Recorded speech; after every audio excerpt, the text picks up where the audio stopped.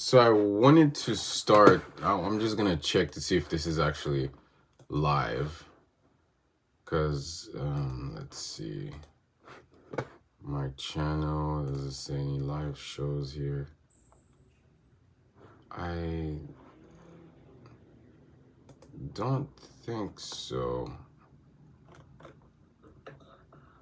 Okay. So I wanted to start. It is live. Check to see if this is actually very cool. I'm just testing out a new way of just um speaking into the mic and being more comfortable with the camera, because that's something that's I've always wanted to do, and every time I start it, it just seems that I either get distracted or have a lot on my mind, and I kind of everything just kind of fizzles out.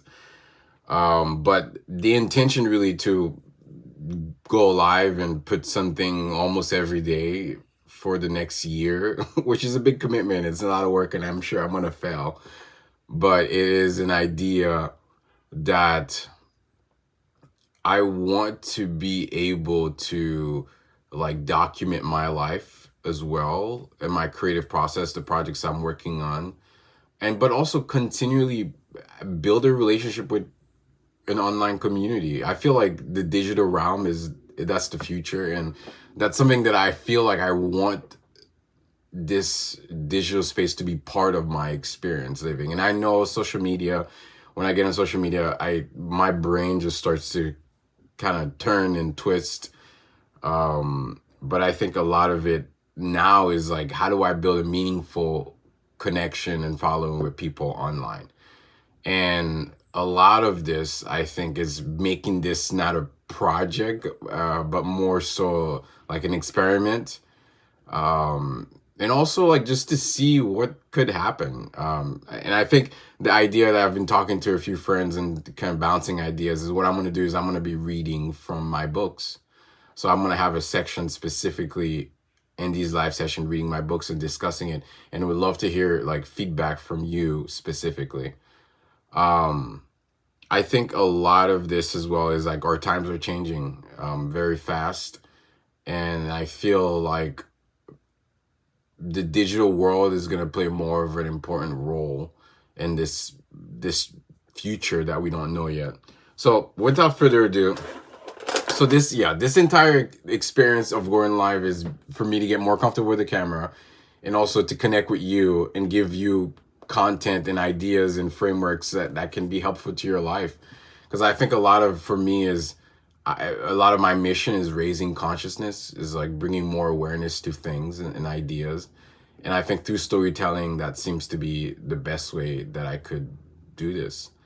So I'm going to read from this little book. It's called Breaking Free from Mass-Produced Consciousness. The title, I got it from a speech by this French sociologist called Jean Baudrillard.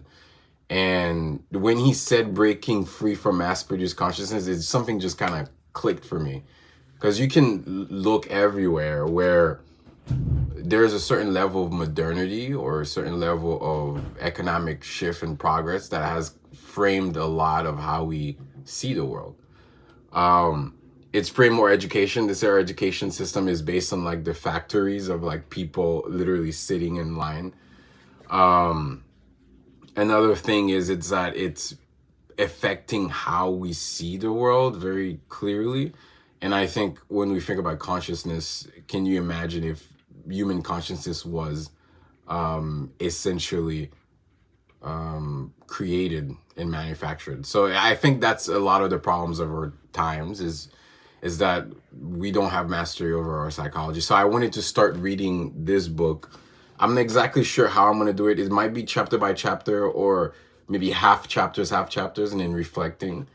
But I wanted to go ahead and read the introduction and see where we can go with this. Okay. Let me see. 1 second. Just checking to see if this is still going. Okay. In the tradition of Nietzsche, Derrida, Baudrillard, and Boff, and numerous other philosophers, I've written this little book to arm people with knowledge both of themselves and the world around them. How can someone begin to know the systems of symbols from an old world which inhabits their minds? What does this process of decolonization in a world not designed for them look like? How does one reinvent him or herself despite limitations? This little guide, written in poetic form, was designed for the artists, for the thinkers, and for the leaders of tomorrow who want to do the most important work of all, the inner work. On a side note, I think the inner work is the most important thing that a person can do. It's like engaging their imagination, engaging their spirituality, engaging their mindsets, their beliefs, and how that impacts their hearts, their behaviors. I think the inner work is fundamental to, I think, being human or even living in the 21st century. This little book explores the sixth pillar of the Future Manifesto I produced back in 2020, which defines 10 pillars of how the future of humanity ought to look like. And this Future Manifesto, just a side note again, this was during the pandemic, in the middle of the pandemic, that I felt like there's literally a crisis happening inside of me as well as the world, that I felt like a lot of people didn't really talk about the future a lot at all, about how the future is going to turn out to be, what the future. I know in the spiritual spaces we talk about being in the present moment, but I felt like the future is an important aspect to look at and to think about, and we can learn from that. So I drafted 10 pillars of like my ideas of what the future could look like, and that really started so much from this manifesto. My podcast came to be, the Fabrice Garia Show, which is, in this sense, this is an iteration of that, but kind of opening more avenues to connect with everyone here. And then this book came from that too, which I wrote during the pandemic. So I'll continue. It says, we live in a world where multinational companies have more influence than half of the nation states on the planet. A world where we harbor an infinite resource mindset while irreversible climate change issues are left ignored.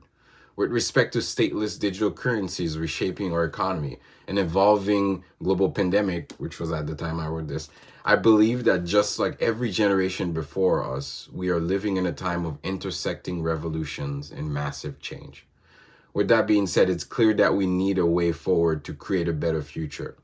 I believe what will be the strongest force that can bend the world for the better is the human imagination, the stories we create, how human ingenuity and our capacity to find ourselves, that in us, that indestructible core, in the inner life, unique to us and capable of bringing its light to radically alter the world. A lot of my theories is really based on like inner change creates outer change, fundamentally, and most always. I think it seems to be the most potent force. Inner change brings outer change. And I know outer change can bring inner change, and that's another conversation for another time. But I think the most profound ones that can have transformation in people is a form of inner change. And this is what this book and this journey we're going to take together is going to tap into. This is the purpose of breaking free from mass-produced consciousness. To bring yourself out of yourself and make you think deeply of things in your life, in your inner life. You can read this little book in one sitting or take the time to process the writings by reading one chapter a week for 2 months. You can also check back to this text when you need to. You can do morning journaling on the sections, reflecting on how it has impacted your thinking. There's no way to tackle the ideas in this text. You have to find what will work for you. I think that's something that I always talk about, is there's nothing that can quote unquote transform you. I think the key transformations is what you make out of the tools and the beliefs and the ideas that you're given. How do you make it your own in a way that can help you? In this world, what makes the most pivotal difference is how much freedom we can grasp and find in ourselves. How we engage our mindset to open the dams to creativity and a potent love that can transform the world around us when we are faced with impossible and intractable problems. I believe if we individually raise our inner freedom, we create a freer world. if we raise our imaginative forces in us, then we create a more dynamic world for ourselves and humanity as a whole. We can thus bring the needed bold ideas that will supersede the outdated simulacra we've been living under. If we don't ever achieve unification within ourselves, it's never going to happen around the world. The work starts within. We have to create a heightened state of awareness within ourselves. This is the task at hand here in this little book. And then I also say, please engage me throughout this process by writing your reflections either on Twitter or on the comments below, and then hashtag mass produce consciousness. And you can tag the Fabrice Gary Show. So I think just based on the introduction of this book, I think a lot of it is giving us the power to have control over our inner life, our states of emotion, how we perceive the world, or blockages, or creativity, how we relate with other people, how we understand our history. I think all of these things are, I would say, very, very important for the 21st century, because in this sort of industrialized world, I think a lot is being thrown upon us. I think the best way that it was put to me was like, you're like scrolling on a cell phone, let's say on TikTok or Instagram, and then one post is like you have war in like bodies like being affected very horribly by the act of war, and then you have a shirt, a nice button down white shirt that you want to buy, and then the next one is a cat video, and the next one is an artist painting, and then the next one is the news about something that's happening in DC. It's just it seems like we're being thrusted in so many different realities, and the reaction that we're supposed to get from each of these posts seems to be the same. And I think that causes a fragmentation or a disconnection, not only with ourselves, but with other people. So this little book called Mass Produce, Breaking Free from Mass Produced Consciousness, is my attempt to create an online community and read every day and see where we go. And I'll get to the fiction story, experimental. I want to share my thoughts about what's happening around the planet and document my life. And I think that any process of self-transformation requires courage. And courage is a word that the French core root of courage is cœur, which means heart. And I feel like a lot of that work I see is like really unpeeling the layers of the heart, unpeeling the layers of what makes us human, so we can find the missing pieces that are so in disarray and bring them back together in a way that creates a sort of unification. Because I think this form of unification claims in us a center, and from this center we can start to see people, we can start to see ourselves, we can start transforming, grow. But I think we have to build that foundation. This is what this little book is aiming to do. Because the times that we're living in are unpredictable, unprecedented, and uncertain. And what will, I believe, create the future, as I've said in the Future Manifesto, is this idea of self-transformation and really taking action. I'm excited for this journey. I'm excited to talk about the different things that I'm working on.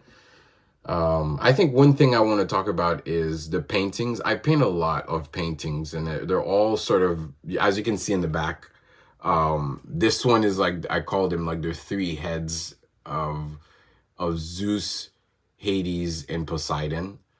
And I want to be able to, I want to talk about the paintings. I also want to do different creative painting projects to show you the process of it. I write a lot as well. I want to dive into some of my writings and the things that I'm working on. But yeah, going live is just sort of a way to talk and connect and see where we can go. Well, thank you for tuning in. This is our first recording, so we'll see how the next